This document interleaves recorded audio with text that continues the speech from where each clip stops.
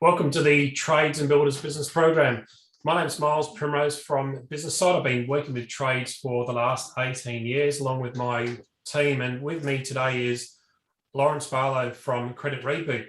The reason he's here today is because, first of all, I found him on social media when I was wasting time. And I saw Lawrence on one of his videos where he was talking about how he helps a lot of small businesses. And that actually, I stopped and I actually listened to his video, and I wanted to have a chat with him. And then I couldn't work out how to get to contact him directly. Obviously, quite a busy person. And so I sent him a message through LinkedIn, and we got chatting that way. So Lawrence has actually come in on board on our program as one of the presenters in the financial days to actually help a lot of the trades and the builders with essentially what I would call helping them understand the right way to actually approach loans, how to deal with any issues around maybe having too many credit cards. And the thing that I believe is in the last 18 months, we all know it's been a really unusual time, and its cash flow has been really hard for a lot of people. So we've got to be really careful and really smart about what we do. And the key thing is to actually build a team around us that actually know what they're doing. So Lawrence, thanks for your time. And can you explain to us a bit about Credit Reboot?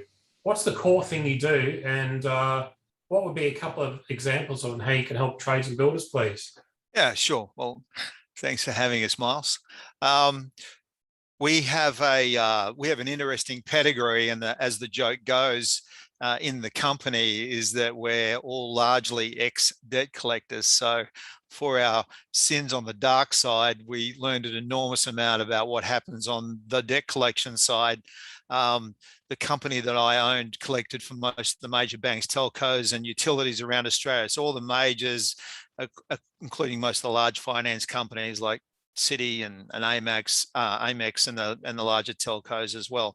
So what we did was we decided to, as they say, went to the light side. We developed some software that unusually finds breaches in the establishment of credit facilities for personal loans, credit cards, mortgages and investment loans, or investment in beach houses or mining town properties and things like that. And we have a very interesting approach, and it once again comes out of our legacy on the debt collection side. So what we do is we use certain parts of the law and the legislation to extract documentation from the bank on our customers. Let's use a credit card as an example. So we extract the documentation from the bank. We then run that documentation through the software.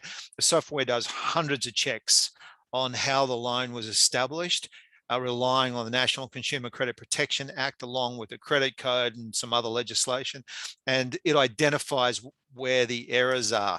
It is fair to say that there's an enormous number of loans out there that have been written and have got compliance breaches on them. In fact, one of the statistics that most people don't know is that Australia has the second highest level of consumer debt on the planet, which of course doesn't make a lot of sense because we're hardly near that level of income. So how do we end up with that much debt? Well, I would go further and say I think there's a lot of loans, a lot of credit facilities that have been written that are not compliant, and that certainly appears to be our direct experience. And so we uncover those errors, and we then send the breaches off to the credit provider, one of the majors, finance companies or banks, and we give them the bad news about where there are errors in the loan. Now, our key approach to negotiating is that we're not saying that the bank didn't give the loan to the small business owner, credit card, for example, and we're not saying that they didn't spend it. What we are saying is that if the credit provider has breached the code, if they're trying to hold the business owner to the full compliance of that contract and they haven't met those same standards, then that's the basis of a negotiation. And that's generally our approach. And we get some fairly some fairly interesting results. We get some spectacular results from 50 cents to the dollar to occasionally we get complete waivers if there's substantial breaches. So I've got a question. So just say I've got my trades business, and the last 18 months, like a lot of trades, has been up and down. Look, there's some good times and not so good months. I've maybe got more credit than, if I look back 18 months or 2 years ago, the credit I had was okay. But what I've got now, I've still got the same amount of credit, but it doesn't feel good. It's a bit harder to manage. I'm stressed out of my head. If I come to you or one of your team, and I say to you, look, I've got 4 credit cards and I've got a loan. I don't know what's going to happen next month with it from a cash flow point of view. Can you help me improve my situation? Are you able to do that? Yeah, absolutely. That's very much in our wheelhouse. That's exactly the kind of challenges that we take on. So the idea is that exactly what we've said. So within signing, you decided it was a good idea to become a customer, and you talk to us when we work it through, work out whether we think there's problems there and how you've got the credit. A lot of people don't, and quite reasonably. I mean, you're not really going to know where the breaches are in your credit facility unless you're one of these people who stay up late at night and read the National Consumer Credit Protection Act. But if you're doing that, you've probably got a somnia problem as well. So, so we will identify pretty clearly if we think that there are problems. And then what happens is that if you became a client within 24 to 40 hours of using our service, we immediately shut down any credit activity or collection activity on the account. So the banks are not allowed to debt collect on your account. They're not allowed to mark your credit file. They're not allowed to put a black mark on your credit file. They're not allowed to call you. They've got to talk to us. We don't want any paperwork from you, which is very different from a mortgage broker who will want all sorts of documentation. So we don't want paperwork. We know that the compliance breaches are always with the lender. So that's where the bodies are buried, and that's what we want to see. So we get the documentation off the lender. That's where we'll identify the breaches, and then of course you can help us because you've got to cease payment. So of the credit facility that you're using. We use something inside of the Australian consumer, inside of the ACCC, that says if the liability is disputed in the way that we dispute the debt, then all collection activity must be suspended, and that includes credit report listings. So if you're paying the bill, you're not helping. We're not going to get them to the table. So you've got to pause payment, allow us to dispute it, and we'll get them to the table. They're not allowed to mark your file, and they're not allowed to contact you or debt collect on you. So we take that on. So as long as they get to you, this hypothetical trades business owner, as long as they get to you early enough, you can help them, and it can be done reasonably quickly. Early's better. Yeah. Early is always better. Yeah. Always better. But having said that, if you do have a challenge at the moment and you've got debt collectors on your tail, that's not a challenge. As I indicated early on, we spent a fair bit of time on the dark side before we went to the light side. So we love dealing with debt collectors. That's kind of puts the fun in the day for us. Okay. Look, and one of the things, I know I don't want to have an hour-long video right now, but I think it would be a good idea if we maybe do another video, obviously around in the last 18 months. You would know the terms better than me, but there's been some changes or allowances around what can and cannot happen around pulling in debts or those types of things. I know you probably got the right wording for that. What's happened in the last 6 months or so around the things being relaxed or that type of thing?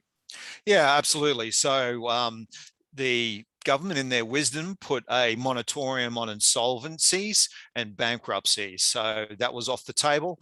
That's since changed. You would have seen a lot more activity from companies now that will be chasing debts. In fact, in our world, we're seeing some really aggressive behavior. If you could imagine, there's I don't know, let's say your 4 credit providers all lined up at the kitchen door, trying to run to the table to grab the $10 on the table. They know the first one there is going to be the one that gets the $10. So many of them are breaking ranks and breaking compliance and going and trying to get the money as quickly as they can. They are breaches, and we will stop that, makes your case stronger because of the amount of breaches, but it is uncomfortable because they just at the moment, they're not obeying the stop lines. The stop lights in some cases. So there is that going on. You'll also see more aggressive activity from the ATO. I think that's probably in the media and people understand that. However, what we do is we as a rule, we do not do financial hardship. So we're not about saying, look, you've got to go cap in hand and kiss the boots to the banker and things like that. We're about, let's identify the breaches inside of the established, what we say, cradle to the grave. So the establishment of the loan all the way through to the debt collection side. It's highly likely we will find breaches, and I'm not talking about spelling mistakes in the contract. We're talking about real substantial breaches where the loan wasn't assessed properly, your capacity to service a loan wasn't assessed properly, and a variety of hundreds of other checks that we do. And we use those and we say, all right, bank, if you're going to try and if you're trying to hold the consumer or the business owner to the full compliance of the contract, it is fair and reasonable you're held to those same standards. If you've breached them, that's where we negotiate. So there are the moratoriums on insolvency and those sorts of things have been removed. There are strategies which we can help you with that are called safe harbor laws that do deal with insolvent trading over this COVID period. So that's a strategy that you can look at. It's not right for everyone, but it's an effective strategy and something that business owners that have been affected by COVID do need to consider. Absolutely. And look, I mean, my understanding is your team deal with these types of things day in and day out. That's all they do is actually help people with these types of problems. Yes. Yeah, absolutely, completely. So we do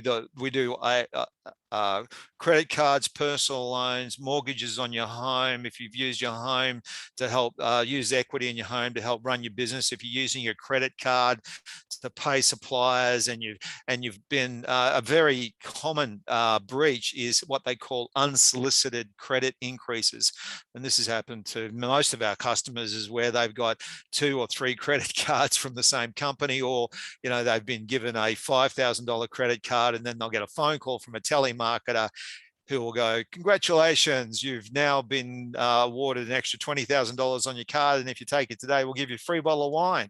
And then we hear that from time to time. So there's all sorts of ways that they are selling more money, and sometimes it's just putting you into a debt prison you shouldn't be in. Yeah. Okay. Well, thank you for your time. Have you got a 1300 number that people can contact you on, or? Yeah, absolutely. 1300 361 879. Wasn't sure if I do that off the top of my head. Anyway, and of course, creditreboot.com.au. Okay. All right. Thanks for your time, Lawrence, and I'll see you again soon. Oh, I'm looking forward to it, Miles. Thanks very much for having me.